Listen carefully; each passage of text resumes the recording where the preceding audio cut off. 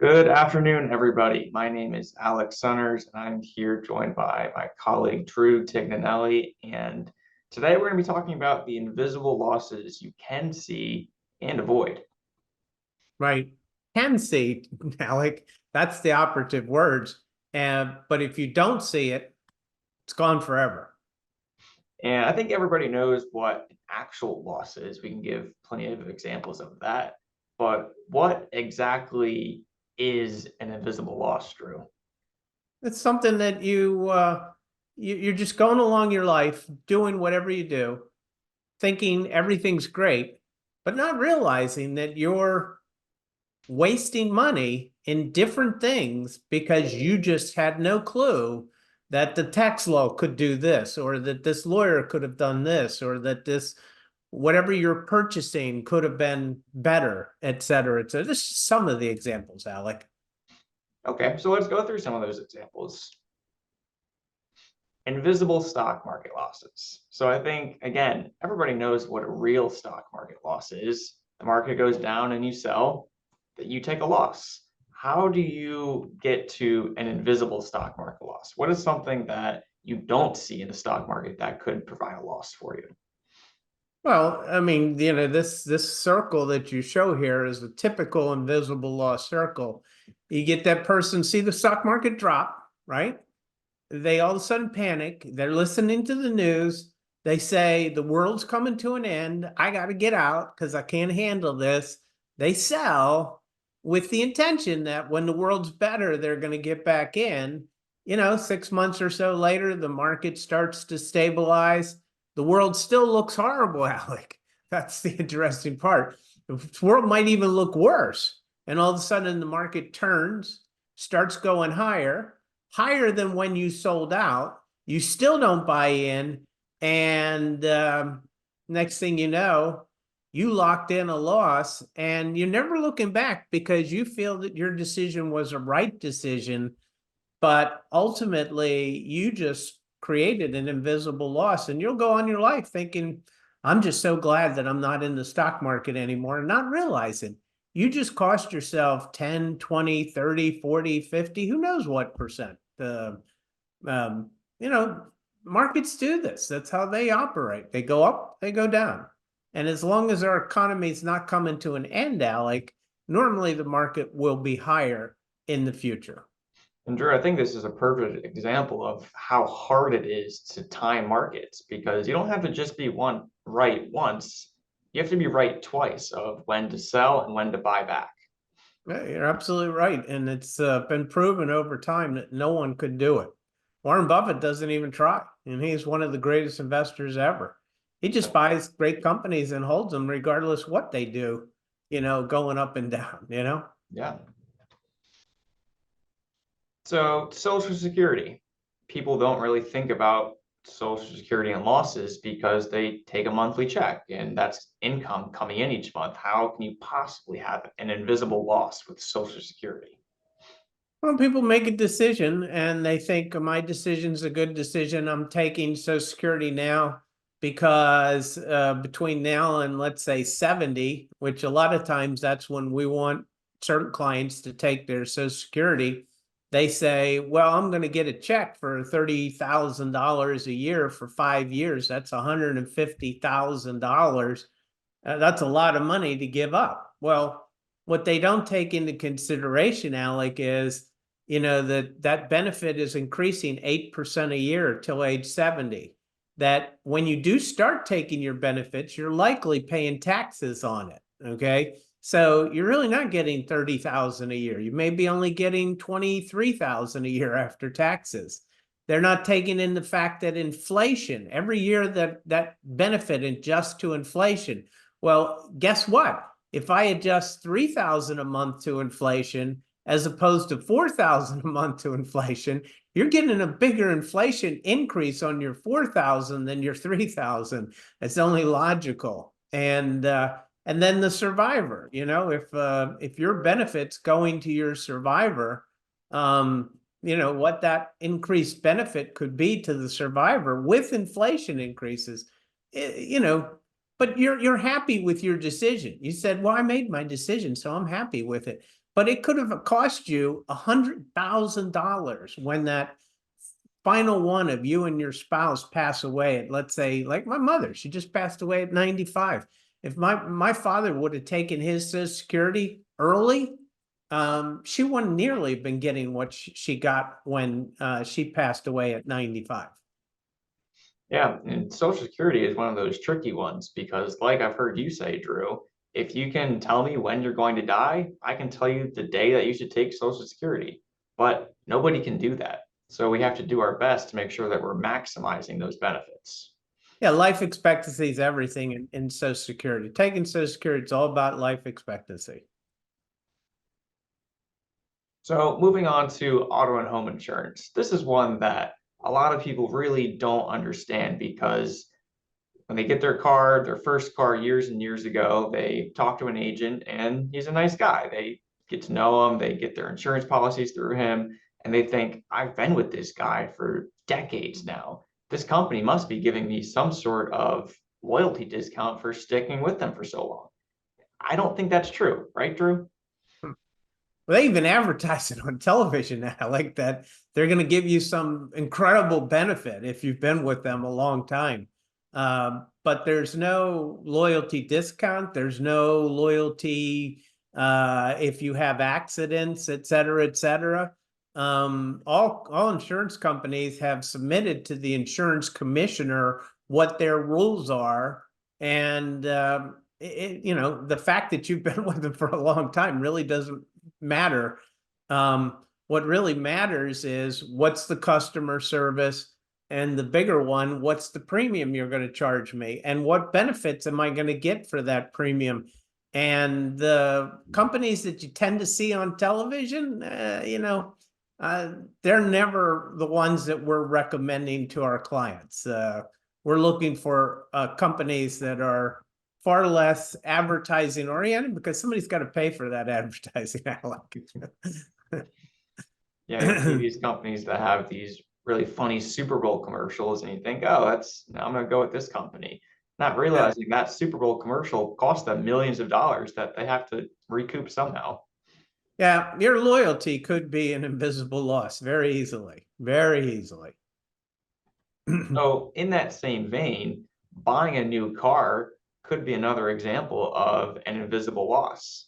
So, you might have an insurance invisible loss, and you might have a new car invisible loss. You might go to the dealership and you negotiate this really good deal that you think you're just getting this car for a steal. You drive it off the lot, you go to meet a friend for lunch, and he says, yeah, I bought a new car too, and I got a better deal than you. This is what I paid, and you just paid that.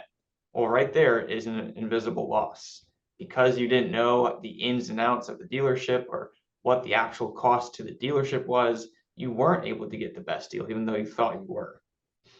Yeah, and there's lots of facets to a car, buying a car out. Like nowadays, it's not just negotiating the price of the car, but then you have all those other things that finance guy is trying to sell you, whether it's the interest rate on your mortgage, or your car loan, I should say, the interest rate on your car loan, or the warranty. A lot of people don't know that when you're sitting with that finance guy and he says, do you want to make this a 5-year and $100,000 warranty? And he tells you what the price is. That price can be negotiated also. Anything they talk about can be negotiated, but most people just go in and they think, oh, they're taking care of me, and so forth. You got to understand the dynamics of how this operates. And if you don't, you're ending up in an invisible loss. There's no doubt. Yeah. So losses with charitable giving, not something that two things usually go hand in hand, but there are ways to effectively give to charity that can reduce a tax burden and minimize an invisible loss. So in this specific example, we're going to look at someone that's 73 years old and on a typical year gives $10,000 to their church. Well, that's great. Unfortunately, because of their other situation, they don't have enough deductions to itemize their deductions. So that $10,000 they're giving to charity isn't actually being deducted on their tax return. So that error cost them about $3,000 in invisible losses. That's assuming that they're in a 30% tax bracket. Instead, what they could have done is taken that $10,000 and given it to the charity directly from their IRA as what's called a qualified charitable distribution. That money can go directly to the church, and that comes out 100% tax-free. Because they do it that way, they now get that 30% tax savings rather than doing it directly from a bank account. Yeah, and Alec, there's lots of ways to do charitable giving that's extremely tax efficient. And this one is only for people over 70 and a half years of age. And it's really powerful when you hit that magic age of 73, which is when your required minimum distributions begin. So this is incredibly powerful. But if you're not 70 and a half years of age, there's still other really powerful ways to give money to charity that a lot of people just don't know. And voila, they're dealing with an invisible loss, even though they're trying to do something that they, really believe in. But it's costing them a lot more because the tax laws are just ridiculously complicated nowadays. Yeah, you can't just assume that if you give $10,000 to a charity, it's impacting your taxes. There are definitely different strategies that you can use to make sure that you're getting the most tax efficient money to the charity. True, very true. So estate documents, how do estate documents have to deal with an invisible loss? So, you and I have seen it. Client comes in and says, "Hey, I met with a lawyer." They don't call us; they just tell us, "I met with a lawyer, and I got my estate documents done." And I go, "Well, who'd you go see, and what did it cost you?" And they go say, "Well, we paid $8,000 for this. It's a lot, but look at this book that they gave me. I mean this." And I look at it and I'm like, if you would have talked to us beforehand, we would have told you that you didn't need to get that book for $8,000. You could have talked to this lawyer and he would have done it for $2,000. But it's an invisible loss, Alec. It's just like anything in life. You buy something, you better understand what the alternatives, other options are to make sure that you're getting the best deal you can possibly get for what you need. If you need 8,000 of legal work, we want to pay 8,000 for the legal work. But if you only need a couple thousand, it would be better that you just spend a couple thousand. Yeah, just because the lawyer gives you all these unique, complex estate documents that set up trusts and do all these different types of things, doesn't mean you actually need that. Some cases you do, but some cases you don't, and that would create an invisible loss. No doubt. So these were just a couple examples of the invisible losses that we see on a pretty often basis. There are actually probably thousands of invisible losses that we could go through, and you're never going to be able to minimize all of your invisible losses. But working with a financial advisor who acts as a fiduciary, is fee only, independent, and is dedicated to comprehensive financial planning, they can help minimize the amount of invisible losses that you experience. Yeah, I mean, our industry alone, Alec, it can be an invisible loss. You go see somebody, you think they're a financial advisor, they sell you into some stuff, you think it's good stuff, and next thing you know, they come talk to somebody like us who are independent, fee-only fiduciaries, and we're like, oh my gosh, do you realize how much this cost you in commissions and so forth? And the client, doesn't even want to hear it because it would, you don't want to admit that you made a mistake like that, right? Yeah. So it's hard to, our industry alone is a big one. But like you say, there are thousands of them. And when you work with somebody who's dedicated to helping clients maximize their wealth efficiency, that is the key. And they're trained, they're knowledgeable. That's what you, I mean, how long you been with the firm now? 4 years? Yeah, a little over 4 years now. a little over 4 years. And I'd hope that you would say, I had no idea that there was so much that I was going to have to learn in just to get to a level that I could really feel confident of working with clients, because Yeah. there's just so much. Yeah, because we're comprehensive advisors. We're not just pushing products and talking fast to people. We're really trying to help people. Well, we're like general practitioners of medicine, and think of all the things that a general practitioner of medicine has to learn. Okay. An eye, ear, nose, and throat specialist, they have a select area that they're focused on. Now, they do it in an intense way, but the comprehensive general practitioner of medicine has to understand the whole entire body. And we do the same in personal finance. We have to learn estate planning, income taxes, company benefits, insurances, auto, home, life, medical. The list goes on. And but when you do that, you can really be the best for your clients that you can possibly be, because you can help them avoid invisible losses, not just make good, investments for people. Yeah, exactly. So if you found this helpful, or if you found that you're still having some more questions about this and you're already a client, you can reach out to your primary advisor. They'll be happy to talk through any questions you have. If you're interested in either becoming one or just learning more about who we are, you can either head to our website at financialconsulate.com, or you can scan the QR code on your screen now to schedule an intro call with us. Yep, that's great, Alex.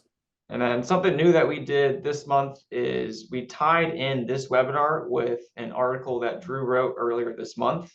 So if you want to refer back to some of the topics we spoke about today, you can head to our Knowledge Center and click on our blog, and the top article will be the Invisible Losses article that we had written earlier this month.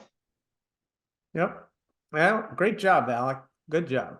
Yep. So I appreciate everyone joining us today. And if you have any further questions, please reach out to us. Thank you. Thank you.